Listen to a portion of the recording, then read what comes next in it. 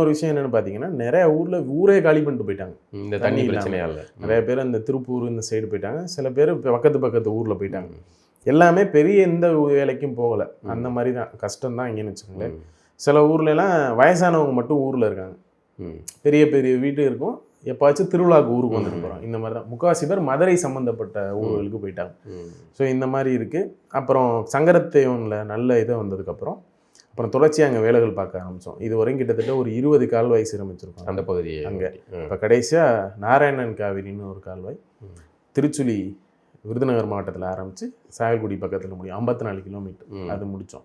இப்போது அதோடு சேர்ந்து சின்ன சின்ன ஊரணிகள் கண்மாய்களும் அதையும் சரி பண்ணி இப்போது நிறைய விஷயம் இங்கே மாறிட்டு இருக்கு. நிறைய இடத்துல முழுமையாக மாறிடணும்னு நம்பிக்கை வருதா? முழுமையாக மாறணும் அப்படின்னா நிறைய விஷயம் பண்ணணும்னு. ஏன்னா சீமை கருவங்கிறது அங்கே பார்த்தா தான் உங்களுக்கு தெரியும். அது எங்கே பார்த்தாலும் அதான் இருக்கும். அது இப்போ நம்ம சாதாரண ஒரு துரும்பு தான். நிறைய பேர் சேர்ந்து நிறைய பேர் பண்ணாங்க அப்படின்னா கண்டிப்பாக பல கைகள் கண்டிப்பாக கூடுதலாக அரசுடைய முக்கியத்துவமும் கூடுதலாக இருந்து. ஆமாம். இப்போ அதனால் நான் எங்கே போனாலும் இந்த ராமநாதபுரம் தண்ணி பிரச்சனை பற்றி தான் சொல்லிகிட்டு இருக்கேன். ஏன்னா